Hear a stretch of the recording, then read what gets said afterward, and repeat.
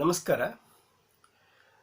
ಭಾರತೀಯ ಭಾಷೆ ಮತ್ತು ಸಾಹಿತ್ಯಕ್ಕೆ ಸಂಬಂಧಿಸಿದ ಹಾಗೆ ಹಿಂದಿ ಸಾಹಿತ್ಯ ಮತ್ತು ಅಲ್ಲಿನ ಭಾಷೆ, ಅದರ ಬೆಳವಣಿಗೆಗಳನ್ನು ಕುರಿತು ಇನ್ಮುಂದೆ ನಾವು ಗಮನಿಸ್ತಾ ಹೋಗೋಣ.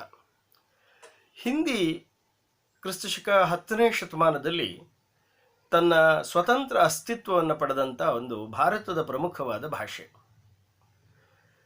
ಭಾರತ ಸಂವಿಧಾನದ 8ನೇ ಅನುಸೂಚಿಯಲ್ಲಿ ಗುರುತಿಸಿರತಕ್ಕಂಥ ಭಾರತದ ಅತಿದೊಡ್ಡ ಭಾಷೆ ಹಿಂದಿ. ಹಿಂದಿ ಅಂದ ತಕ್ಷಣವೇ ಅದು ಕೇವಲ ಒಂದು ಭಾಷೆ ಅಂತ ನಾವು ಗ್ರಹಿಸಬೇಕಾಗಿಲ್ಲ. ಹಿಂದಿ ಭಾಷೆಯ ಒಳಗಡೆ 2011ರ ಜನಗಣತಿಯ ಪ್ರಕಾರ ಸುಮಾರು 50ಕ್ಕೂ ಹೆಚ್ಚು ಉಪಭಾಷೆಗಳು ಅದರ ಅಡಿಯಲ್ಲಿ ಬರೋದನ್ನು ಗುರುತಿಸಿದ್ದಾರೆ. ಹೀಗೆ ಹಲವು ಉಪಭಾಷೆಗಳು, ಅವುಗಳಲ್ಲಿ ಸೃಷ್ಟಿಯಾಗಿರುವಂಥ ಶಿಷ್ಟ ಸಾಹಿತ್ಯ ಮತ್ತು ಜನಪದ ಸಾಹಿತ್ಯ, ಅವುಗಳಲ್ಲಿರುವಂಥ ಭಾಷಾ ಸಂಪತ್ತು, ಅವುಗಳಲ್ಲಿ ಕಟ್ಟಿಕೊಟ್ಟಿರ್ತಕ್ಕಂಥ ಸಂಸ್ಕೃತಿ, ಇವೆಲ್ಲವನ್ನೂ ಸೇರಿಸಿ ಒಟ್ಟಾರೆಯಾಗಿ ನಾವು ಅದನ್ನು ಹಿಂದಿ ಸಾಹಿತ್ಯ ಅಂಥೇಳಿ ಪರಿಗಣಿಸ್ತೇವೆ. ಹಾಗಾಗಿ ಭಾರತದ ಬಹುದೊಡ್ಡ ಜನಸಂಖ್ಯೆಯನ್ನು ಹೊಂದಿರತಕ್ಕಂತಹ, ಭಾರತದಲ್ಲಿ ಅತಿ ಹೆಚ್ಚು ಉಪಭಾಷೆಗಳಿಂದ ಕೂಡಿರತಕ್ಕಂತಹ, ಭಾರತದ ವೈವಿಧ್ಯಮಯ ಸಂಸ್ಕೃತಿಯನ್ನು ತನ್ನ ಅಂತರಂಗದಲ್ಲಿ ಅಂತರ್ಗತ ಮಾಡಿಕೊಂಡಿರ್ತಕ್ಕಂಥ ಒಂದು ವಿಶಿಷ್ಟವಾದ ಭಾಷೆ ಹಿಂದಿ. ಹಾಗಾಗಿ ಹಿಂದಿಯನ್ನು ಭಾರತ ಸಂವಿಧಾನ ದೇಶದ ಒಂದು ಸಂಪರ್ಕ ಭಾಷೆಯನ್ನಾಗಿ, ಅದನ್ನೊಂದು ರಾಷ್ಟ್ರ ಭಾಷೆಯ ರೂಪದಲ್ಲಿ ಅದನ್ನು ವಿಸ್ತರಿಸಿ ಅದಕ್ಕೆ ಬಲಪಡಿಸ್ತಕ್ಕಂಥ ಪ್ರಯತ್ನವನ್ನು ಕೂಡ ಮಾಡಿರೋದನ್ನು ಗಮನಿಸಬಹುದು. ಕನ್ನಡದಲ್ಲಿ ಬಹಳ ಹಿಂದೆ 1976ರ ಹೊತ್ತಿಗೆ ಮೈಸೂರು ವಿಶ್ವವಿದ್ಯಾಲಯದ ಪ್ರಸಾರಾಂಗ ಹಿಂದಿ ಸಾಹಿತ್ಯ ಅನ್ನುವಂಥ ಒಂದು ಪುಸ್ತಕವನ್ನು ಪ್ರಕಟ ಮಾಡಿದೆ. ಈ ಹಿಂದಿ ಸಾಹಿತ್ಯ ಅನ್ನುವಂಥ ಪುಸ್ತಕವನ್ನು ಡಾಕ್ಟರ್ MS ಕೃಷ್ಣಮೂರ್ತಿಯವರು ಬರೆದಿದ್ದಾರೆ. ಮಸು ಕೃಷ್ಣಮೂರ್ತಿ ಎಂದೇ ಹೆಸರಾದಂತಹ ಶ್ರೀಯುತರು ಕನ್ನಡದಲ್ಲಿ ಸಿದ್ಧ ಸಾಹಿತ್ಯ ಮತ್ತು ಸೂಫಿ ಪ್ರೇಮಕಾವ್ಯ ಮೊದಲಾದಂತಹ ಕೃತಿಗಳನ್ನು ಕೊಟ್ಟಂಥವರು. ವಿಶೇಷವಾಗಿ ಭಾರತದ ಒಂದು ತತ್ವಜ್ಞಾನದ ಪಂಥಗಳ ಹಿನ್ನೆಲೆ ಒಳಗಡೆ ಅಪಾರವಾದಂತಹ ಪಾಂಡಿತ್ಯವನ್ನು, ಕೆಲಸವನ್ನು ಮಾಡಿದಂಥವರು ಡಾಕ್ಟರ್ MS ಕೃಷ್ಣಮೂರ್ತಿಯವರು. ಅವರ ಈ ಹಿಂದಿ ಕೃತಿಯನ್ನು ಆಧಾರವಾಗಿಟ್ಕೊಂಡು ಮತ್ತು ಕರ್ನಾಟಕ ಸಾಹಿತ್ಯ ಅಕಾಡೆಮಿಯ ಭಾರತೀಯ ಸಾಹಿತ್ಯ ಸಮೀಕ್ಷೆ ಕೃತಿಗಳನ್ನು ಹಿನ್ನೆಲೆಯಾಗಿಟ್ಟುಕೊಂಡು ಹಿಂದಿ ಸಾಹಿತ್ಯವನ್ನು ಕುರಿತು ನಾವು ಗಮನಿಸುವ ಪೂರ್ವದಲ್ಲಿ ಹಿಂದಿ ಭಾಷೆಯ ಬಗ್ಗೆ ಕೆಲವು ಮಾತುಗಳನ್ನು ಈ ಕಂತಿನಲ್ಲಿ ನಾವು ಗಮನಿಸೋಣ. ಹಿಂದಿ ಅನ್ನೋ ಶಬ್ದಕ್ಕೆ ನಿಷ್ಪತ್ತಿಯನ್ನು ನಾವು ಹುಡುಕುವಾಗ ಅದರ ಮೂಲ ಹೋಗೋದು ಸಿಂಧು ಅನ್ನುವಂತಹ ಹೆಸರಿಗೆ. ಭಾರತದ ಹೆಸರು ಕೂಡ ಸಿಂಧು ನದಿಯ ಮೂಲದಿಂದಲೇ ಬಂದಿರತಕ್ಕಂಥದ್ದು. ಸಿಂಧು ಅನ್ನೋ ಶಬ್ದ ಹಿಂದೂ ಅನ್ನುವಂತಹ ರೂಪವನ್ನು ಪಡ್ಕೊಂಡು ಅದೇ ಮುಂದೆ ಇಂಡಿಕಾ, ಇಂಡಿಯಾ ಅನ್ನುವಂತಹ ರೂಪಾಂತರಗಳನ್ನು ಹೊಂದಿದೆ. ಸಿಂಧು, ಹಿಂದಿ, ಇಂಡಿ, ಇಂಡಿಕಾ, ಇಂಡಿಯಾ ಇವೆಲ್ಲ ಒಂದೇ ಪದದ ಮೂಲದಿಂದ ಬಂದಿರತಕ್ಕಂಥ ಭಿನ್ನ ಭಿನ್ನ ರೂಪಾಂತರವನ್ನು ಹೊಂದಿರತಕ್ಕಂಥ ಶಬ್ದಗಳು. ಹಾಗಾಗಿ ಸಿಂಧ್, ಸಿಂಧು, ಹಿಂದ್, ಹಿಂದೂ, ಹಿಂದೂ, ಹಿಂದಿ, ಹಿಂದಿ ಇವೆಲ್ಲವೂ ಕೂಡ ಈ ಭಾಷೆಯ ಒಂದು ನಂಟನ್ನು ಹೊಂದಿರತಕ್ಕಂಥ ಪದದ ಭಿನ್ನ ಭಿನ್ನ ರೂಪಗಳು.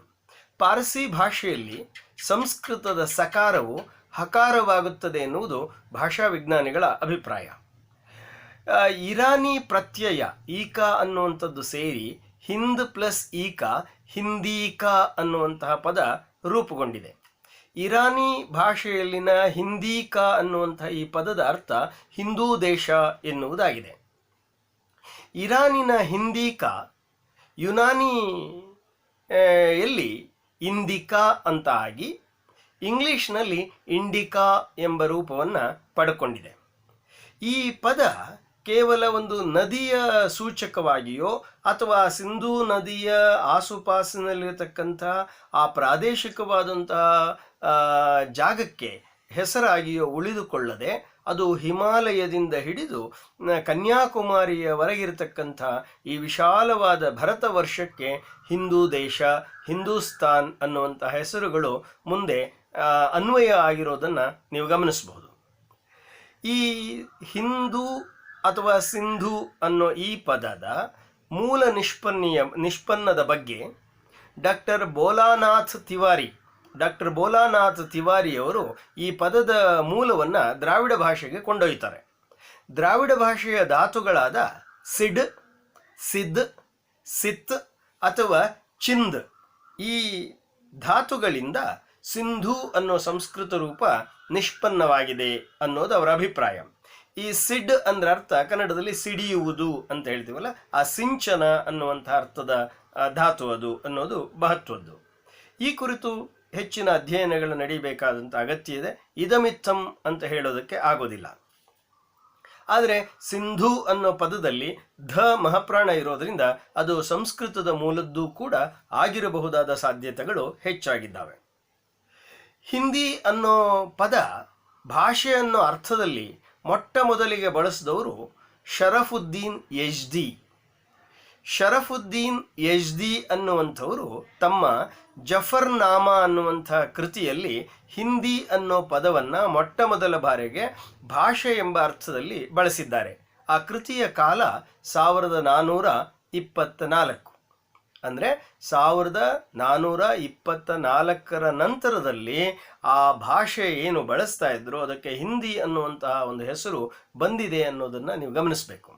ಹಾಗಾದರೆ ಅದರ ಮೂಲ ಏನು ಅಂದರೆ ವೇದ ಸಂಸ್ಕೃತ ಬಂದಿದ್ದು ಲೌಕಿಕ ಸಂಸ್ಕೃತದ ನಂತರ ಪಾಳಿಯ ನಂತರ ಪ್ರಾಕೃತದ ನಂತರ ಅಪಭ್ರಂಶ. ಈ ಅಪಭ್ರಂಶಗಳಲ್ಲಿ ಏನು ಬೇರೆ ಬೇರೆ ಶೌರಸೇನಿಯಿಂದ ಹಿಡಿದು ಅರ್ಧಮಾಗದಿವರೆಗಿರತಕ್ಕಂತಹ ಉಪಭಾಷೆಗಳಿದ್ದು ಅವು ಸ್ವತಂತ್ರವಾದಾಗ ಅವುಗಳ ಒಡಲಿನಿಂದ ಹುಟ್ಟಿದಂತಹ ಅನೇಕ ಭಾಷೆಗಳಲ್ಲಿ ಹಿಂದಿ ಕೂಡ ಒಂದು. ಹಾಗಾಗಿ ಹಿಂದಿ ಭಾಷೆಯ ಆ ಉಗಮ ಸಂಸ್ಕೃತ ಮೂಲಕ ಹೋಗುತ್ತೆ. ಆದ್ದರಿಂದ ಹಿಂದಿ ಅನ್ನೋದು ಭಾರತದ ಇಂಡೋ ಆರ್ಯನ್ ಭಾಷಾ ಗುಂಪಿಗೆ ಸೇರತಕ್ಕಂಥ ಬಹುದೊಡ್ಡ ಒಂದು ಭಾಷಾ ಸಮೂಹ. ಹಿಂದಿ ಶಬ್ದ ಒಂದು ವಿಸ್ತಾರವಾದ ಅರ್ಥದಲ್ಲಿ ಹಿಂದಿ ಪ್ರದೇಶದಲ್ಲಿರುವ 17 ಉಪಭಾಷೆಗಳ ದ್ಯೋತಕ ಅನ್ನೋದು ಡಾಕ್ಟರ್ MS ಕೃಷ್ಣಮೂರ್ತಿಯವರ ಅಭಿಪ್ರಾಯ. ಹಾಗಾಗಿ ನಾವು ಮುಂದೆ ಹಿಂದಿ ಭಾಷೆ ಅಂತ ಹೇಳಿದಾಗ ಅದು 17 ಪ್ರಮುಖವಾದ ಉಪಭಾಷೆಗಳಿಂದ ಕೂಡಿರುವಂಥದ್ದು ಅಂತ ಅರ್ಥ ಮಾಡ್ಕೋಬೇಕು. ಹಾಗೆ ಹಿಂದಿ ಸಾಹಿತ್ಯ ಅನ್ನೋ ಪದವನ್ನು ಬಳಸುವಾಗ 17 ಉಪಭಾಷೆಗಳ ಸಾಹಿತ್ಯದ ಒಂದು ಸಮಷ್ಟಿಗೆ ನಾವು ಹಿಂದಿ ಸಾಹಿತ್ಯ ಅಂತ ಕರಿತೇವೆ ಅನ್ನುವಂಥದ್ದನ್ನು ನಾವು ಗಮನಿಸಬೇಕಾಗಿರುವಂಥ ಅಂಶ. ಈ 17 ಉಪಭಾಷೆಗಳಲ್ಲಿ ಉದಾಹರಣೆಗೆ ಬ್ರಜ್, ಅವಧಿ, ಡಿಂಗಲ್, ಮೈಥಿಲಿ, ಖಡೀಬೋಲಿ ಮೊದಲಾದಂತಹ ಅನೇಕ ಉಪಭಾಷೆಗಳು ಸೇರಿಕೊಳ್ತವೆ. ಇವುಗಳಲ್ಲಿ ಈ ದೆಹಲಿ ಮೊದಲಾದಂತಹ ಆ ಪ್ರದೇಶದಲ್ಲಿ ಕಂಡುಬರುವಂತಹ ಖಡೀಬೋಲಿ ಅನ್ನುವಂತಹ ಉಪಭಾಷೆಯನ್ನೇ ಒಂದು ಸ್ಟ್ಯಾಂಡರ್ಡ್ ಹಿಂದಿ ಅಥವಾ ಒಂದು ಶಿಷ್ಟ ಹಿಂದಿ ಭಾಷೆ ಅನ್ನುವಂಥ ಒಂದು ಗುರುತಿಸುವಿಕೆಯು ಕೂಡ ಆಗಿದೆ ಅನ್ನೋದು ಮುಖ್ಯವಾದ ಸಂಗತಿ. ಭಾಷಾ ವಿಜ್ಞಾನದ ಪ್ರಕಾರ ಈ ಪೂರ್ವ ಹಿಂದಿ ಮತ್ತು ಪಶ್ಚಿಮಿ ಹಿಂದಿ ಇವುಗಳನ್ನು ಮಾತ್ರ ಹಿಂದಿ ಅಂತ ಕರೀತಾರೆ ಅನ್ನುವಂಥ ಅಭಿಪ್ರಾಯ ಇದೆ. ಈ ರೀತಿ ಈ ಅರ್ಥದಲ್ಲಿ ಹಿಂದಿ, ಬ್ರಜ್, ಖಡಿಬೋಲಿ, ಬುಂದೇಲಿ, ಹರಿಯಾಣಿ, ಕನೌಜಿ, ಅವಧಿ, ಬಗೇಲಿ ಮತ್ತು ಛತ್ತೀಸ್ಗಢಿ ಈ 8 ಉಪಭಾಷೆಗಳ ಸಾಮೂಹಿಕ ಹೆಸರು ಅನ್ನೋದು ಭಾಷಾ ವಿಜ್ಞಾನಿಗಳ ಅಭಿಪ್ರಾಯ. ಗ್ರಿಯರ್ಸನ್ ಅವರು ರಾಜಸ್ಥಾನಿ, ಪಹಾಡಿ, ಬಿಹಾರಿ ಈ ಭಾಷೆಗಳನ್ನು ಸ್ವತಂತ್ರ ಭಾಷೆಗಳು ಅಂತ ಗುರುತಿಸಿ ಅವುಗಳದ್ದೇ ಆದ ಹೆಸರಿನಿಂದ ಕರೆದಿರುವಂಥದ್ದನ್ನು ಗಮನಿಸಬಹುದು. ಇನ್ನು ಹಿಂದಿ ಅನ್ನುವಂತಹ ಈ ಪದ ಅತ್ಯಂತ ಸಂಕುಚಿತವಾದ ಅರ್ಥದಲ್ಲಿ ಯಾವುದಕ್ಕೆ ಬಳಕೆಯಾಗುತ್ತೆ ಅಂದರೆ ಖಡಿಬೋಲಿ ಅನ್ನುವಂಥ ಒಂದು ಉಪಭಾಷೆಯನ್ನು ಹಿಂದಿ ಅಂತ ಪರಿಗಣಿಸೋದನ್ನು ಗಮನಿಸ್ತೀವಿ. ಇವತ್ತಿಗೂ ಕೂಡ ಈ ಖಡಿಬೋಲಿ ಅನ್ನುವಂಥ ಹಿಂದಿಯೇ ಒಂದು ಸರ್ಕಾರಿ ಭಾಷೆಯಾಗಿ, ಭಾರತದ ಸಂಪರ್ಕ ಭಾಷೆಯಾಗಿ, ವೃತ್ತಪತ್ರಿಕೆಗಳ ಭಾಷೆಯಾಗಿ, ಮತ್ತು ಹಿಂದಿ ಪ್ರದೇಶಗಳಲ್ಲಿರ್ತಕ್ಕಂಥ ಶಿಕ್ಷಣದ ಮಾಧ್ಯಮದ ಭಾಷೆಯಾಗಿ ಬಳಕೆಯಾಗ್ತಿರೋದನ್ನು ಗಮನಿಸ್ಬೋದು. ಅಂದರೆ ಖಡಿಬೋಲಿ ಅನ್ನುವಂತಹ ಒಂದು ಸ್ಟ್ಯಾಂಡರ್ಡ್ ಹಿಂದಿ ಅಂತ ಯಾವುದನ್ನು ಕರಿತೇವೆ, ಅದನ್ನೇ ಒಂದು ಪ್ರಮಾಣ ಅಥವಾ ಮಾನಕ ಹಿಂದಿ ಅಂತಲೂ ಕೂಡ ಪರಿಗಣಿಸಿರೋದ್ರಿಂದ ಖಡಿಬೋಲಿ ಅನ್ನುವಂಥದ್ದು ಇವತ್ತು ನಮ್ಮ ಒಂದು ಪತ್ರಿಕೆಗಳಿಂದ ಹಿಡಿದು ಶಿಕ್ಷಣದಿಂದ ಹಿಡಿದು ರಾಜಕೀಯ ಸುತ್ತೋಲೆಗಳವರೆಗೆ, ಸರ್ಕಾರದ ಸುತ್ತೋಲೆಗಳವರೆಗೆ ನಾವು ಕಾಣುವ ಹಿಂದಿ ಇದೆಯಲ್ಲ, ಅದು ಖಡಿಬೋಲಿಯಾಗಿರುತ್ತೆ. ಆದರೆ ಹಿಂದಿ ಭಾಷೆ, ಹಿಂದಿ ಸಾಹಿತ್ಯ ಅಂದಾಗ ಅದು ಕೇವಲ ಖಡಿಬೋಲಿ ಸಾಹಿತ್ಯ, ಖಡಿಬೋಲಿ ಭಾಷೆ ಮಾತ್ರ ಅಲ್ಲ ಅನ್ನುವಂಥ ಸ್ಪಷ್ಟತೆಯನ್ನು ನಾವು ಗಮನಿಸ್ಕೊಳ್ಳೋಣ. ಹೀಗೆ ಈ ಭಾಷೆ ಮತ್ತು ಸಾಹಿತ್ಯ ಹೇಗೆ ತನ್ನ ಅನೇಕ ಬೇರುಗಳು, ತಾಯಿ ಬೇರಿ ಜೊತೆಗೆ ಅನೇಕ ಬೇರೆ ಬೇರೆ ಬೇರುಗಳ ಜೊತೆಗೂ ಬೆಳೆದಿದ್ದಾವೆ. ಸಂಸ್ಕೃತ ಅನ್ನೋದು ತಾಯಿ ಬೇರಾದರೆ ಅದರ ಆ ಭಾಷೆಯ ಜೊತೆಗೆ ದ್ರಾವಿಡ ಇರ್ಬೋದು, ಅಥವಾ ಸೈನೋ ಟಿಬೇಟಿಯನ್ ಇರ್ಬೋದು, ಅಥವಾ ಬರ್ಮೀಸ್ ಇರ್ಬೋದು, ಈ ಭಾಷೆಗಳ ಒಂದು ಸಂಬಂಧ ಕೂಡ ಭಾರತೀಯ ಭಾಷೆಗಳ ಜೊತೆಗೆ ಇರೋದನ್ನು ನೀವು ಗಮನಿಸ್ಬೋದು. ಈ ಅಪಭ್ರಂಶ ಅಂತ ನಾವು ಯಾವುದನ್ನು ಕರೆದ್ವಿ ಅಂದರೆ ವೇದ ಸಂಸ್ಕೃತ, ಅದರಿಂದ ಬಂದದ್ದು ಲೌಕಿಕ ಸಂಸ್ಕೃತ, ಲೌಕಿಕ ಸಂಸ್ಕೃತದಿಂದ ನಿಷ್ಪನ್ನವಾದದ್ದು ಪಾಳಿ, ಪಾಳಿಯಿಂದ ಬಂದ ನಂತರ ಪ್ರಾಕೃತದ ನಂತರ ಕಂಡು ಬರುವಂತಹ ಇದು ಅಪಭ್ರಂಶ. ಈ ಅಪಭ್ರಂಶದಲ್ಲಿ 6 ಪ್ರಮುಖವಾದಂಥ ಉಪಭಾಷೆಗಳು ಕಂಡುಬರ್ತವೆ. ಅವು 1 ಶೌರಸೇನಿ, 2 ಪೈಶಾಚಿ, 3 ಪ್ರಾಚಡ, 4 ಮಹಾರಾಷ್ಟ್ರಿ, 5 ಮಾಗಧಿ, 6 ಅರ್ಧಮಾಗಧಿ. ಈ 6 ಉಪಭಾಷೆಗಳನ್ನು ಕಾಣ್ತೇವೆ. ಅವುಗಳೇ ಮುಂದೆ ಭಾರತದ ಬಹುತೇಕ ಉತ್ತರ ಭಾರತದ ಭಾಷೆಗಳ ಅಸ್ತಿತ್ವಕ್ಕೆ ಕಾರಣ ಆಗಿದ್ದಾವೆ ಅನ್ನೋದು ಬಹಳ ಮುಖ್ಯವಾದಂಥ ಸಂಗತಿ. ಕ್ರಿಸ್ತಶಕ 10ನೇ ಶತಮಾನದ ಹೊತ್ತಿಗೆ ಭಾರತದಲ್ಲಿ ಒಂದು ಭಾಷೆಯ ದೃಷ್ಟಿಯಿಂದ, ಸಾಹಿತ್ಯದ ದೃಷ್ಟಿಯಿಂದ, ರಾಜಕೀಯದ ದೃಷ್ಟಿಯಿಂದ, ಧಾರ್ಮಿಕ ದೃಷ್ಟಿಯಿಂದ ಅನೇಕ ಪಲ್ಲಟಗಳಾಗಿರ್ತಕ್ಕಂತಹ ಒಂದು ಕಾಲದ ಉದ್ಘಾಟನೆ ಅದು. ಅಂದರೆ 10ನೇ ಶತಮಾನ ಅನ್ನೋದು ಮಧ್ಯಕಾಲೀನ ಭಾರತದ ಚರಿತ್ರೆಯ ಒಂದು ಆರಂಭ ಕಾಲ. ಹಾಗಾಗಿ ಆ ಹೊತ್ತಿಗಾಗಲೇ ಹಿಂದಿ, ಬಂಗಾಳಿ, ಮರಾಠಿ, ಗುಜರಾತಿ ಭಾಷೆಗಳು ತಮ್ಮ ಸ್ವತಂತ್ರ ಅಸ್ತಿತ್ವವನ್ನು ಪಡ್ಕೊಂಡಿದ್ವು. ಈ ರೀತಿ ಪಡ್ಕೊಂಡ ಭಾಷೆಗಳು ಯಾವ ಯಾವ ಮೂಲದಿಂದ ಅವು ನಿಷ್ಪನ್ನ ಆದವು ಅನ್ನೋದನ್ನು ಗುರುತಿಸೋದಾದರೆ, ಈ ಅಪಭ್ರಂಶ ರೂಪಗಳಿಂದಲೇ ಆಧುನಿಕ ಇಂಡೋ ಯುರೋಪಿಯನ್ ಭಾಷೆಗಳು ಅಸ್ತಿತ್ವವನ್ನು ಪಡ್ಕೊಂಡಿದ್ದಾವೆ.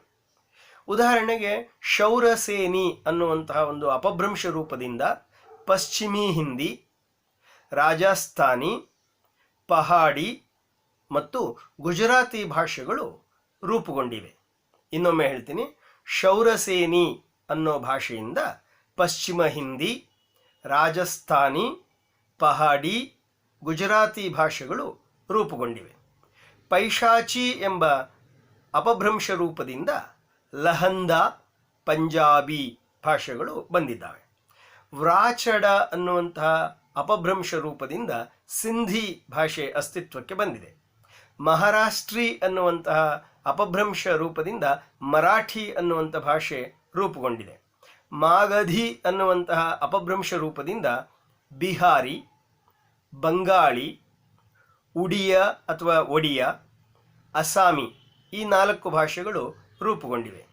ಅರ್ಧಮಾಗಧಿ ಅನ್ನುವಂತಹ ಅಪಭ್ರಂಶ ರೂಪದಿಂದ ಪೂರ್ವಿ ಹಿಂದಿ ಅನ್ನುವಂತಹ ಭಾಷೆ ಅದು ಅಸ್ತಿತ್ವಕ್ಕೆ ಬಂದಿದೆ. ಹೀಗೆ ಒಂದು ಹಿಂದಿ ಅನ್ನುವಂತಹ ಒಂದು ಭಾಷೆ ಶೌರಸೇನಿ ಅನ್ನೋದರಿಂದ ಬಂದಿದೆ, ಪಶ್ಚಿಮ ಹಿಂದಿ ಇತ್ಯಾದಿ ರೂಪದಲ್ಲಿ, ಮತ್ತು ಅರ್ಧಮಾಗಧಿ ಅನ್ನುವಂಥ ಭಾಷೆಯಿಂದ ಪೂರ್ವ ಹಿಂದಿ ಇತ್ಯಾದಿಯಾಗಿ ಬಂದಿರೋದನ್ನು ಗಮನಿಸ್ತೀರಿ. ಈ ಹಿಂದಿ ಪ್ರದೇಶಗಳಲ್ಲಿ ಬಳಕೆಯಲ್ಲಿರ್ತಕ್ಕಂತಹ ಬೇರೆ ಬೇರೆಯ ಉಪಭಾಷೆಗಳ ರೂಪವನ್ನು ನಾವು ಗಮನಿಸೋದಾದರೆ, ಅದರ ಕ್ರಮಬದ್ಧತೆಯನ್ನು ಗಮನಿಸೋದಾದರೆ, ಹಿಂದಿಯನ್ನು 2 ಪ್ರಮುಖವಾದ ಭಾಗಗಳಾಗಿ ನಾವು ವರ್ಗೀಕರಿಸ್ಬೋದು. ಒಂದು ಪೂರ್ವಿ ಖಂಡ, ಇನ್ನೊಂದು ಪಶ್ಚಿಮೀ ಖಂಡ. ಈ ಪೂರ್ವಿ ಖಂಡ ಮತ್ತು ಪಶ್ಚಿಮೀ ಖಂಡ ಅನ್ನುವಂಥ ಮೊದಲ ಘಟ್ಟದ ಈ 2 ಭಾಗಗಳಿಂದ ಮತ್ತೆ ಬೇರೆ ಬೇರೆ ಭಾಷೆಯ ರೂಪಗಳು ನಿಷ್ಪನ್ನ ಆಗ್ತವೆ. ಪೂರ್ವಿ ಖಂಡ ಅನ್ನುವಂಥ ಹಿಂದಿಯಿಂದ ಒಂದು ಪೂರ್ವಿ ಹಿಂದಿ, ಮತ್ತೊಂದು ಬಿಹಾರಿ ಹಿಂದಿ ಅನ್ನುವಂಥ ಎರಡು ಸಂಗತಿಗಳು ನಮಗೆ ಗೋಚರಿಸ್ತವೆ. ಪೂರ್ವಿ ಹಿಂದಿ ಅನ್ನುವಂಥ ರೂಪದಿಂದ ಅವಧಿ, ಬಘೇಲಿ, ಛತ್ತೀಸ್ಗಢಿ ಅನ್ನುವಂಥ ಉಪಭಾಷೆಗಳು ನಮಗೆ ಕಂಡು ಬರ್ತವೆ. ಬಿಹಾರಿ ಹಿಂದಿ ಅನ್ನೋದರಿಂದ ಭೋಜ್ಪುರಿ, ಮಗಹಿ, ಮೈಥಿಲಿ ರೂಪಗಳು ಗೋಚರಿಸ್ತವೆ. ಇನ್ನು ಈ ಪಶ್ಚಿಮಿ ಖಂಡ ಅಂತ ನಾವೇನು ಗುರುತಿಸ್ತೀವಿ, ಆ ಪಶ್ಚಿಮಿ ಖಂಡ ಅನ್ನುವಂಥದ್ರ ಹಿಂದಿ ಒಳಗೆ ಕಂಡು ಬರೋದು ಪ್ರಧಾನವಾಗಿ ಮೊದಲು ಮೂರು. ಒಂದು ಪಶ್ಚಿಮಿ ಹಿಂದಿ, ಎರಡನೇದು ರಾಜಸ್ಥಾನಿ ಹಿಂದಿ, ಮೂರನೇದು ಪಹಾಡಿ ಹಿಂದಿ ಅಂತ. ಅದರೊಳಗೆ ಮತ್ತೆ ಒಳ ರೂಪಗಳನ್ನು ನಾವು ನೋಡ್ಬೋದು. ಪಶ್ಚಿಮಿ ಹಿಂದಿಯ ಒಳಗಡೆ ಆಕಾರ ಬಾಹುಳ್ಯತೆಯನ್ನು ಹೊಂದಿರತಕ್ಕಂತಹ ಒಂದು ಭಾಷಾ ಸ್ವರೂಪ, ಇನ್ನೊಂದು ಓಕಾರ ಬಾಹುಳ್ಯವನ್ನು ಹೊಂದಿರತಕ್ಕಂಥ ಭಾಷಾ ಸ್ವರೂಪ.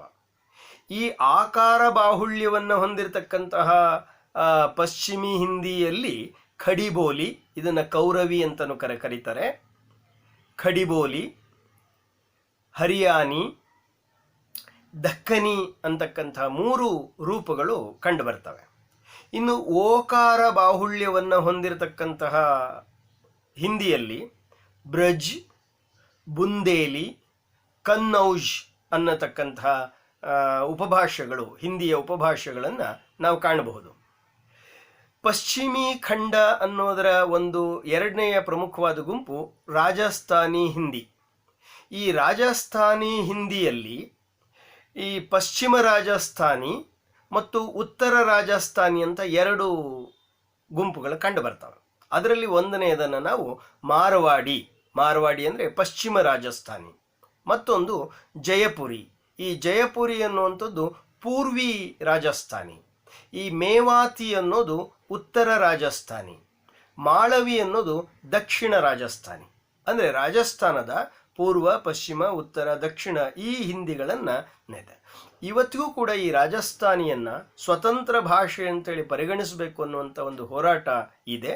ಆದರೆ ಸಂವಿಧಾನದ 8ನೇ ಅನುಸೂಚಿಯಲ್ಲಿ ರಾಜಸ್ಥಾನಿ ಸೇರಿಲ್ಲ. ಆದರೆ ಕೇಂದ್ರ ಸಾಹಿತ್ಯ ಅಕಾಡೆಮಿ ಇದನ್ನೊಂದು ಪ್ರತ್ಯೇಕ ಸ್ವತಂತ್ರ ಭಾಷೆ ಅಂತ ಗುರುತಿಸಿ ಅದರ ಅಭಿವೃದ್ಧಿಗಾಗಿ ಕೆಲಸ ಮಾಡ್ತಿರೋದನ್ನು ನಾವು ಗಮನಿಸಬಹುದು. ಇನ್ನು ಈ ಪಹಡಿ ಹಿಂದಿ ಅನ್ನೋದು ಪಶ್ಚಿಮಿ ಖಂಡದಲ್ಲಿ ಕಾಣುವ ಮೂರನೆಯ ಗುಂಪು.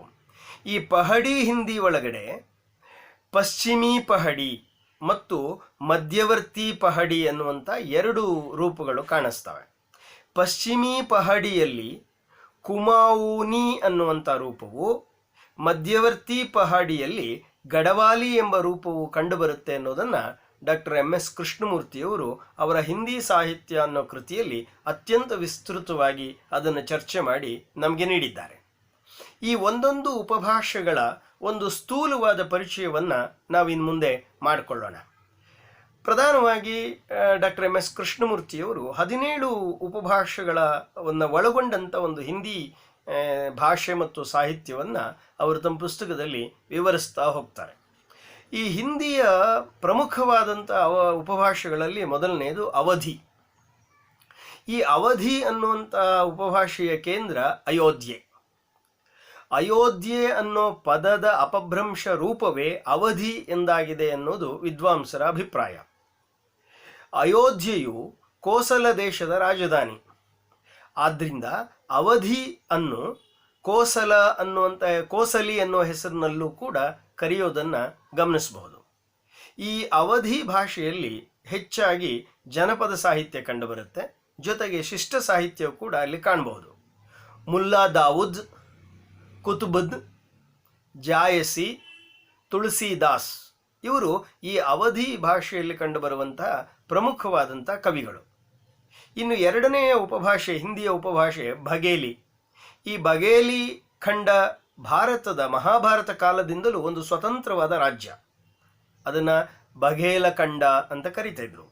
ಇಲ್ಲಿ ಬಳಸುವಂತಹ ಒಂದು ಹಿಂದಿಯ ರೂಪಕ್ಕೆ ಬಘೇಲಿ ಅನ್ನುವಂತಹ ಹೆಸರು ಬಂದಿದೆ ಅನ್ನೋದನ್ನು ಗಮನಿಸ್ಬೋದು. ಇಲ್ಲಿ ಶಿಷ್ಟ ಸಾಹಿತ್ಯ ಕಂಡುಬರಲ್ಲ, ಇಲ್ಲಿ ಜನಪದ ಸಾಹಿತ್ಯ ಹೆಚ್ಚಾಗಿ ಕಂಡುಬರುತ್ತೆ. ಮೂರನೇದು ಛತ್ತೀಸ್ಗಢಿ. 36 ಗಡಗಳಿಂದ ಕೂಡಿರುವ ಕಾರಣಕ್ಕಾಗಿ ಈ ಪ್ರದೇಶಕ್ಕೆ ಛತ್ತೀಸ್ಗಢಿ ಅನ್ನುವಂಥ ಹೆಸರು ಬಂದಿದೆ ಅನ್ನೋದನ್ನು ಗಮನಿಸಬಹುದು.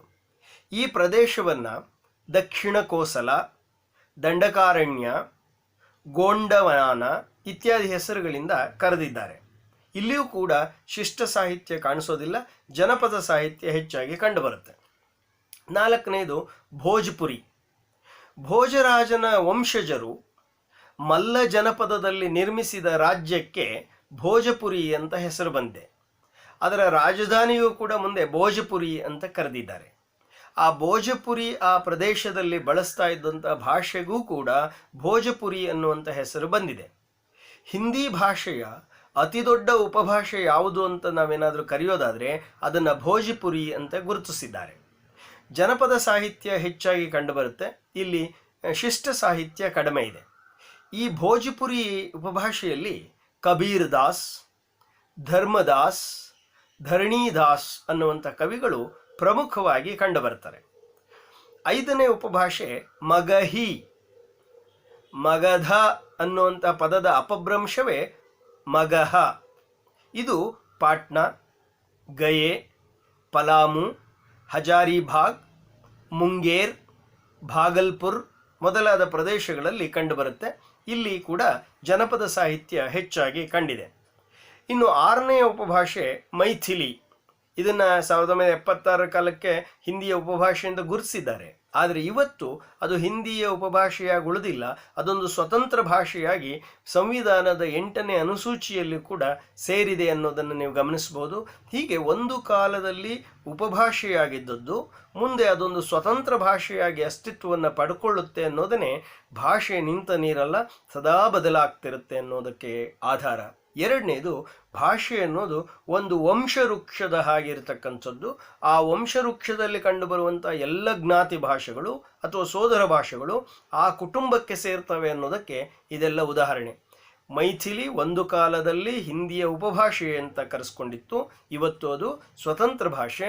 ಭಾರತ ಸಂವಿಧಾನದ 8ನೇ ಅನುಸೂಚಿಯಲ್ಲಿ ಅದನ್ನು ಸ್ವತಂತ್ರ ಭಾಷೆ ಅಂತ ಇವತ್ತು ಪರಿಗಣಿಸಿದ್ದಾರೆ. ಆದರೆ ಡಾಕ್ಟರ್ MS ಕೃಷ್ಣಮೂರ್ತಿಯವರು ಬರೆದಂತಹ ಸಂದರ್ಭದಲ್ಲಿ ಇದು ಹಿಂದಿಯ ಉಪಭಾಷೆಯಾಗಿತ್ತು. ಈ ಮಿಥಿಲೆಯಲ್ಲಿ ಬಳಕೆಯಲ್ಲಿರುವ ಭಾಷೆಯನ್ನು ಅವತ್ತು ಮೈಥಿಲಿ ಅಂತ ಕರೀತಾರೆ. ಹಿಂದಿ ಮತ್ತು ಬಂಗಾಲಿ ಈ 2 ಕ್ಷೇತ್ರಗಳ ನಡುವೆ ಇರತಕ್ಕಂಥ ಕಾರಣಕ್ಕಾಗಿ ಅದನ್ನು ಮೈಥಿಲಿ, ಮಿಥಿಲಾ ಅಂದರೆ ಜೋಡಿ, ಯುಗ್ಮ ಅಂತ ಅರ್ಥ. ಹಾಗಾಗಿ ಆವತ್ತು ಹೇಳಿದ ಹಾಗೆ ಇವತ್ತು ಮೈಥಿಲಿಯನ್ನು ಹಿಂದಿ ಸಾಹಿತ್ಯದ ಒಳಗಡೆ ನಾವು ನೋಡಲಿಕ್ಕೆ ಆಗೋದಿಲ್ಲ. ಅದರ ಅರ್ಥ ಮಾಡಿಕೊಳ್ಬೇಕಾದ ಅಗತ್ಯ ಇದೆ. ಇನ್ನು ಖಡಿಬೋಲಿ. ಈ ಖಡಿಬೋಲಿ ಅನ್ನೋದಕ್ಕೆ ಹಿಂದೂಸ್ತಾನಿ, ನಾಗರಿ, ಸರ್ ಹಿಂದಿ, ಕೌರವಿ ಅನ್ನುವಂಥ ಪರ್ಯಾಯ ಹೆಸರುಗಳಿರುವುದನ್ನು ನೀವು ಗಮನಿಸ್ಬೋದು. ಇದು ದೆಹಲಿ, ಮೀರತ್ ಮೊದಲಾದ ಆ ಪ್ರದೇಶದ ಆಡುನುಡಿಯಾಗಿ ಪ್ರಾರಂಭದಲ್ಲಿ ಕಂಡುಬಂದದ್ದು ಮುಂದೆ ಅದೊಂದು ಶಿಷ್ಟ ರೂಪವಾಗಿ ಸ್ವೀಕಾರ ಆಗಿದೆ.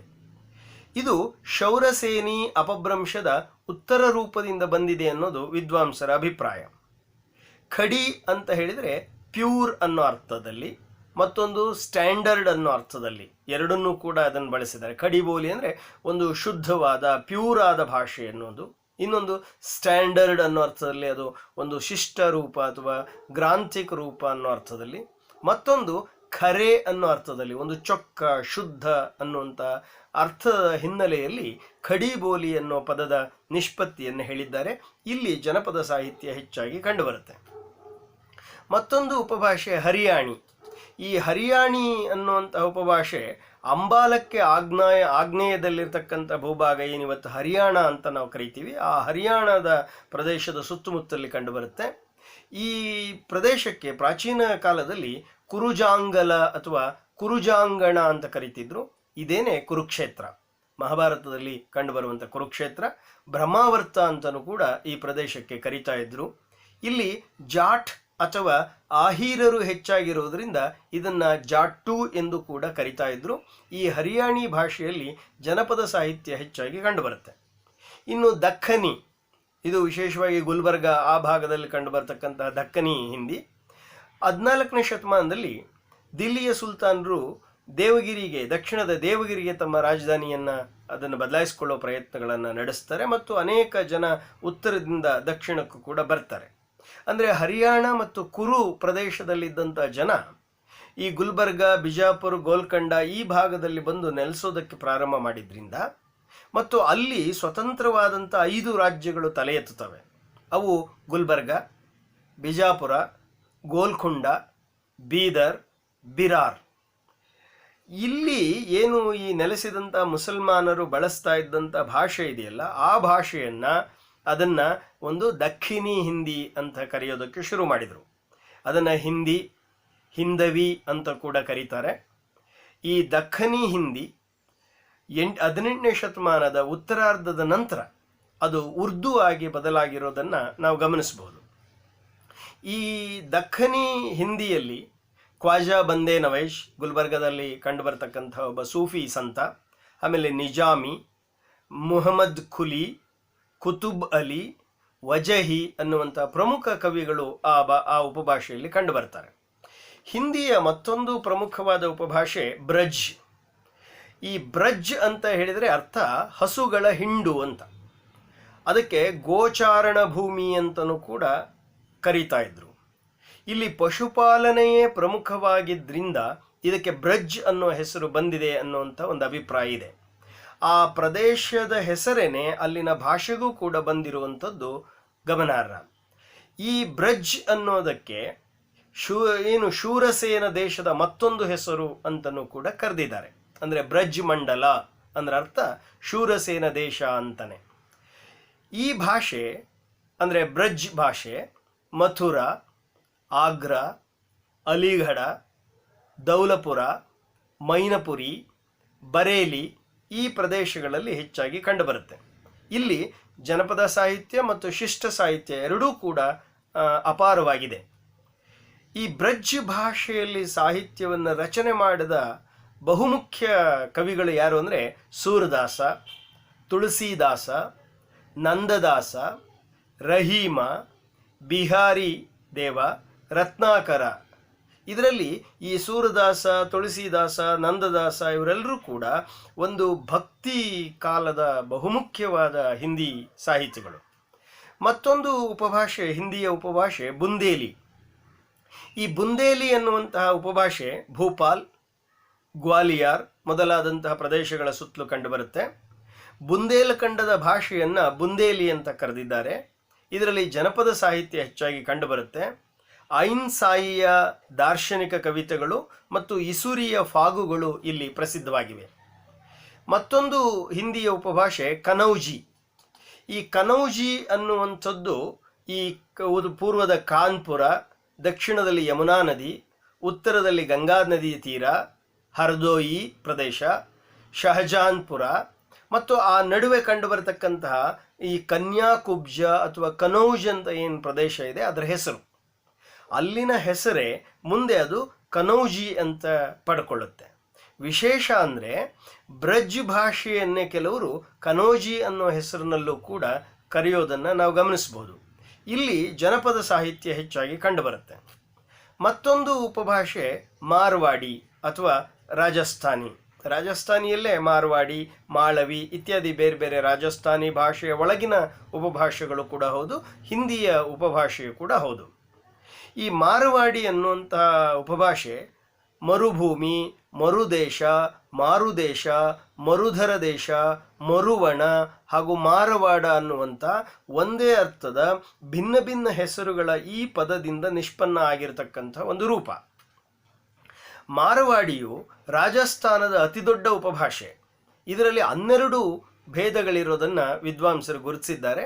ಈ ಭಾಷೆಯಲ್ಲಿ ಗದ್ಯ ಮತ್ತು ಪದ್ಯ ಸಾಹಿತ್ಯ ಹೆಚ್ಚಾಗಿ ಕಂಡುಬರುತ್ತೆ. ಮತ್ತೊಂದು ಉಪಭಾಷೆ ಮಾಳವಿ. ಈ ಮಾಳವಿ ಅನ್ನುವಂತಹ ಉಪಭಾಷೆ ಈ ಉಜ್ಜಯಿನಿ ಸುತ್ತಲ ಪ್ರದೇಶವನ್ನೇ ಮಾಳವ ದೇಶ ಅಂತ ಹಿಂದೆ ಕರೀತಿದ್ರು. ಈ ಪ್ರತಾಪಗಢ, ಭೂಪಾಲ್, ಗ್ವಾಲಿಯರ್, ಉಜ್ಜಯಿನಿ, ಇಂದೋರ್ ಮಧ್ಯಪ್ರದೇಶದ ಆ ಭಾಗ, ಇಲ್ಲಿ ಹೆಚ್ಚಾಗಿ ಕಂಡುಬರತಕ್ಕಂತಹ ಈ ಭಾಷೆಯನ್ನು ಮಾಳವಿ ಉಪಭಾಷೆ ಅಂತ ಕರೆದಿದ್ದಾರೆ. ಮತ್ತೊಂದು ಉಪಭಾಷೆ ಡೂಂಡಾಡಿ ಅಥವಾ ಜಯಪುರಿ. ಡೂಂಢಾಡಿ ಅಥವಾ ಜಯಪುರಿ ಅನ್ನೋದು ಜಯಪುರದ ಸುತ್ತಮುತ್ತಲು ಕಾಣುವಂಥ ಭಾಷೆ. ಇದನ್ನು ಜೂಢ ಸಾಹಿ ಅಂತಲೂ ಕೂಡ ಕರೆದಿದ್ದಾರೆ. ಜಂಗಲಿ ಬೋಲಿ ಅಂತಲೂ ಕೂಡ ಅದಕ್ಕೆ ಮತ್ತೊಂದು ಹೆಸರು. ಇದರಲ್ಲಿ ಜನಪದ ಸಾಹಿತ್ಯ ಹೆಚ್ಚಾಗಿ ಕಂಡುಬರುತ್ತೆ.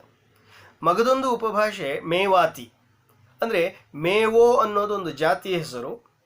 ಅದೊಂದು ಪ್ರದೇಶದ ಹೆಸರಾಗಿಯೂ ಮುಂದೆ ಬಳಕೆ ಬಂದಿದೆ ಮತ್ತು ಭಾಷೆ ಹೆಸರಾಗಿಯೂ ಕೂಡ ಅದು ಬಳಕೆಯಲ್ಲಿದೆ. ಇದು ಭರತಪುರದ ವಾಯುವ್ಯ ಮತ್ತು ಗುಡಗಾವಿನ ನೈಋತ್ಯದಲ್ಲಿ ಬಳಕೆಯಲ್ಲಿದೆ ಅನ್ನೋದು ವಿದ್ವಾಂಸರು ಗುರುತಿಸಿದ್ದಾರೆ. ಇದರಲ್ಲೂ ಕೂಡ ಜನಪದ ಸಾಹಿತ್ಯ ಹೆಚ್ಚಾಗಿ ಕಂಡುಬರುತ್ತೆ. ಮತ್ತೊಂದು ಉಪಭಾಷೆ ಪಹಾಡಿ. ಈ ಪಹಾಡಿ ಉಪಭಾಷೆಯಲ್ಲಿ ಎರಡು ಗುಂಪುಗಳು ಬರ್ತದೆ. ಒಂದು ಕುಮಾಯೂನಿ, ಇನ್ನೊಂದು ಗಡವಾಲಿ. ಕುಮಾಯೂನಿ ಅನ್ನೋದು ಕೂರ್ಮಾಂಚಲ, ನೈನಿತಾಲ್, ಆಲ್ಮೋಡಾ, ಫಿತೋರ್ಗಢ್ ಜಿಲ್ಲೆಗಳಲ್ಲಿ ಕಂಡುಬರುತ್ತೆ. ಅಲ್ಲಿ ಜನಪದ ಸಾಹಿತ್ಯ ಹೆಚ್ಚಾಗಿದೆ. ಇನ್ನು ಗಡವಾಲಿ ಅನ್ನೋದು ಈ ಕೂರ್ಮಾಂಚಲದ ಪಶ್ಚಿಮದ ಗಡಿಯಿಂದ ಯಮುನಾ ನದಿಯವರೆಗಿರತಕ್ಕಂಥ ಪ್ರದೇಶ ಏನಿದೆ, ಕೇದಾರ ಖಂಡ. ಈ ಕೇದಾರ ಖಂಡ ಅಂತ ನಾವೇನು ಕರಿತೀವಿ, ಅದಕ್ಕೆ ಹಿಂದೆ ಇಲಾವೃತ್ತ, ತಪೋಭೂಮಿ, ದೇವಭೂಮಿ, ಉತ್ತರಾಖಂಡ ಇತ್ಯಾದಿ ಹೆಸರುಗಳಿದ್ದು ಇವತ್ತು ಉತ್ತರಾಖಂಡ ಅನ್ನೋ ಹೆಸರಿನಲ್ಲೇ ಒಂದು ರಾಜ್ಯ ರಚನೆಯಾಗಿರೋದನ್ನು ಗಮನಿಸ್ಬೋದು. ಈ ಗಢವಾಲಿ ಇವೆಲ್ಲಿ ಲೋಕ ಸಾಹಿತ್ಯ ಅಂದರೆ ಜನಪದ ಸಾಹಿತ್ಯ ಹೆಚ್ಚಾಗಿ ಕಂಡುಬರುತ್ತೆ. ಹೀಗೆ ಹಿಂದಿ ಭಾಷೆ ಅನ್ನೋದು ಕೇವಲ ಒಂದು ಭಾಷೆಯ ಹೆಸರಲ್ಲ, ಅದು ಹಲವಾರು ಉಪಭಾಷೆಗಳ, ಹಲವಾರು ಪ್ರದೇಶಗಳ, ಹಲವಾರು ಜನಸಂಖ್ಯೆಗಳ, ಹಲವಾರು ಸಂಸ್ಕೃತಿಗಳ ಒಂದು ಮಿಶ್ರಣ. ಹಾಗಾಗಿ ಹಿಂದಿ ಭಾಷೆಯನ್ನು ಓದುವುದು, ಹಿಂದಿ ಸಾಹಿತ್ಯವನ್ನು ಓದುವುದರಿಂದ ನಮಗಾಗುವ ದೊಡ್ಡ ಲಾಭ ಏನು ಅಂದರೆ, ಒಂದು ಮಧ್ಯಕಾಲೀನ ಭಾರತದ ಚರಿತ್ರೆಯನ್ನು, ಸಂಸ್ಕೃತಿ ರೂಪುಗೊಂಡ ಬಗೆಯನ್ನು ಅರ್ಥ ಮಾಡಿಕೊಳ್ಳೋದಕ್ಕೆ ನಮಗೆ ನೆರವಾಗುತ್ತೆ ಹಿಂದಿ ಭಾಷೆ. ಜೊತೆಗೆ ಆಧುನಿಕ ಭಾರತದಲ್ಲಿ ಇಡೀ ಭಾರತವನ್ನು ಗ್ರಹಿಸೋದಕ್ಕೆ, ಅದರ ಜೊತೆಗೆ ಒಂದು ಅನುಸಂಧಾನ ಮಾಡೋದಕ್ಕೆ ನಮಗೆ ಸಹಾಯ ಮಾಡುವಂತಹ ಬಹುಮುಖ್ಯವಾದ ಭಾರತದ ಒಂದು ಭಾಷೆ ಹಿಂದಿ. ಹಾಗಾಗಿ ಹಿಂದಿ ಭಾಷೆ ಓದೋದ್ರಿಂದ ದಕ್ಷಿಣದ ಸಂಸ್ಕೃತಿಯನ್ನೂ ಒಳಗೊಂಡಂತೆ ಪೂರ್ವ, ಪಶ್ಚಿಮ, ಉತ್ತರ, ದಕ್ಷಿಣ ಇವೆಲ್ಲವನ್ನೂ ಕೂಡ ಅರ್ಥ ಮಾಡಿಕೊಳ್ಳೋದಕ್ಕೆ ಒಂದು ಸರಳ ಸಂಭಾಷಣೆಯಾಗಿ ಕಂಡುಬರುತ್ತೆ. ಯಾಕೆ ಅಂದರೆ ಆ ಹಿಂದಿ ಭಾಷೆಯಲ್ಲಿ ಈ ಎಲ್ಲ ಉಪಭಾಷೆಗಳ ಒಂದು ಭಿನ್ನ ಭಿನ್ನ ರೂಪಗಳು ಕೂಡ ಅದರಲ್ಲಿ ಸೇರ್ಪಡೆಯಾಗಿರೋದ್ರಿಂದ ಅದು ಎಲ್ಲ ಜನರಿಗೆ ಸರಳವಾಗಿ, ಸುಲಭವಾಗಿ ಅರ್ಥವಾಗಬಹುದಾದಂಥ ಒಂದು ಭಾರತೀಯ ಭಾಷೆಯಾಗಿ ಮೈತಾಳಿದೆ. ಹಾಗಾಗಿ ಆ ಭಾಷೆಯ ಒಳಗಡೆ ಬರುವ ಸಾಹಿತ್ಯವನ್ನು ಮುಂದೆ ಗಮನಿಸ್ತಾ ಹೋಗೋಣ. ಈ ಹಿಂದಿ ಭಾಷೆಯ ಒಂದು ಪ್ರಾದೇಶಿಕ ರೂಪವನ್ನು ಗಮನಿಸಿದ ಹಾಗೆಯೇ ಅದಕ್ಕೊಂದು ಕಾಲದ ರೂಪ ಇದೆ. ಅಂದರೆ ಕಾಲಭೇದಗಳು ಅಂತ ನಾವು ಕರಿತೀವಿ, ಅದನ್ನು ಅವಸ್ಥಾಭೇದಗಳು ಅಂತ ಕರಿತೀವಿ. ಅಂದರೆ ಕಾಲಾನುಕ್ರಮದಲ್ಲಿ ಹಿಂದಿ ಭಾಷೆ ಹೇಗೆ ಬೆಳೆದು ಬಂದಿತ್ತು ಅನ್ನೋದು ಅದು ಸೂಚಿಸುತ್ತೆ. ಡಾಕ್ಟರ್ ಧೀರೇಂದ್ರ ವರ್ಮಾ ಅವರ ಪ್ರಕಾರ ಹಿಂದಿಗೆ 3 ಅವಸ್ಥಾಭೇದಗಳಿವೆ. ಒಂದು ಪ್ರಾಚೀನ ಕಾಲದ ಹಿಂದಿ, ಇದು ಕ್ರಿಸ್ತಶಕ 1000ರಿಂದ 1500ರವರೆಗೆ ಬರುತ್ತೆ. ಈ ಕಾಲದಲ್ಲಿ ಪ್ರಾಕೃತ ಮತ್ತು ಅಪಭ್ರಂಶಗಳ ಪ್ರಭಾವ ಅಧಿಕವಾಗಿದೆ ಅಂತ ಗುರುತಿಸಿದ್ದಾರೆ. ಎರಡನೇದು ಮಧ್ಯಕಾಲೀನ ಹಿಂದಿ, ಇದು ಕ್ರಿಸ್ತಶಕ 1500ರಿಂದ 1800ರವರೆಗೆ ಗುರುತಿಸಿದ್ದಾರೆ. ಇದರಲ್ಲಿ ಬ್ರಜ್ ಮತ್ತು ಅವಧಿ ಭಾಷೆಗಳು ಅಪಭ್ರಂಶದಿಂದ ಮುಕ್ತವಾಗಿ ಒಂದು ಸ್ವತಂತ್ರ ಅಸ್ತಿತ್ವವನ್ನು ಪಡ್ಕೊಂಡಿರೋದನ್ನು ಗುರುತಿಸಿದ್ದಾರೆ. ಮೂರನೇದು ಆಧುನಿಕ ಕಾಲ, 18ನೇ ಶತಮಾನದಿಂದ ಈಚೆಗೆವರೆಗಿರ್ತಕ್ಕಂಥದ್ದು. ಅದರಲ್ಲಿ ಖಡಿಬೋಲಿ ಅನ್ನುವಂಥ ಒಂದು ಶಿಷ್ಟ ಹಿಂದಿ ರೂಪ ನಿಷ್ಪನ್ನಗೊಂಡಿರ್ತಕ್ಕಂಥದ್ದನ್ನು ಗುರುತಿಸಿದ್ದಾರೆ. ಹೀಗೆ ಹಿಂದಿ, ಹಿಂದೂಸ್ತಾನಿ, ಉರ್ದು ಇತ್ಯಾದಿ ಬೇರೆ ಬೇರೆಯ ಒಂದು ಅಂತರ್ಸಂಬಂಧಗಳನ್ನು ಹೊಂದುವುದರ ಮೂಲಕ ಇವು ಭಾರತದ ಒಂದು ಸಂಸ್ಕೃತಿಯನ್ನು ಎಲ್ಲ ದೇಶಗಳ ಜನರು, ಎಲ್ಲ ರಾಜ್ಯಗಳ ಜನರು ಅರ್ಥ ಮಾಡಿಕೊಳ್ಳೋದಕ್ಕೆ ನೆರವಾಗಬಹುದಾದಂಥ ಒಂದು ಭಾಷೆಯಾಗಿ ಅದು ಆಧುನಿಕ ಸಂದರ್ಭದಲ್ಲಿ ರೂಪುಗೊಂಡಿದೆ. ಹಾಗಾಗಿ ಈ ಹಿಂದಿಯ ಶಿಷ್ಟ ಭಾಷೆ ಅಥವಾ ಅದರ ಮೂಲ ಆಧಾರದ ಭಾಷೆ ಯಾವುದು ಅಂದರೆ ಖಡಿಬೋಲಿ. ಈ ಖಡಿಬೋಲಿಯಲ್ಲಿ ಆಡುಮಾತಿನ ಶಬ್ದಗಳನ್ನೇ ಜಾಸ್ತಿ ಬಳಸಿದರೆ ಅದು ಹಿಂದಿ ಅಥವಾ ಹಿಂದೂಸ್ತಾನಿ ಅಂತ ಕರೆಯಲ್ಪಡುತ್ತೆ. ಸಂಸ್ಕೃತ ಶಬ್ದಗಳು ಹೆಚ್ಚು ಅದರಲ್ಲಿ ಬೆರೆತರೆ ಅದನ್ನು ಸಾಧು ಹಿಂದಿ ಅಥವಾ ಸಾಹಿತ್ಯ ಹಿಂದಿ ಅಂತೇಳಿ ಗುರುತಿಸಿದ್ದಾರೆ.